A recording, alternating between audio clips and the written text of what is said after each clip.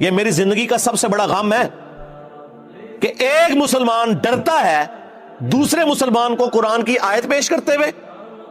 حدیث پیش کرتے ہوئے، کہ ابھی میں نے آیت اور حدیث پڑھی تو یہ میرے اوپر گستاخ ہونے کا فتویٰ لگا دے گا، یا نبی کے گستاخ ہونے کا یا کسی بزرگ کے گستاخ ہونے کا، نعوذ باللہ من ذالک۔ تو اس سے اگلا سوال ہے، کیا وہ دوسرا شخص جس کے شر سے آپ ڈر رہے ہیں وہ مسلمان ہے؟ یہ ذرا آپ نے فیصلہ کرنا ہے۔ جس کے سامنے آپ قرآن اور سنت پیش کرتے ہوئے ڈریں کہ یہ کتے کی طرح مجھے کاٹ لے گا، جو علماء سو کی اللہ تعالیٰ نے خوبی بیان کی ہے انورٹڈ کامز میں، تو وہ پھر مسلمان تو کوئی نہیں ہے۔ ہاں، پاکستان کے شناختی کارڈ میں مسلمان ہے۔ آپ میرے سامنے آ کے قرآن کی آیت یا حدیث بیان کریں تو میں تو کوئی برا نہیں مناؤں گا،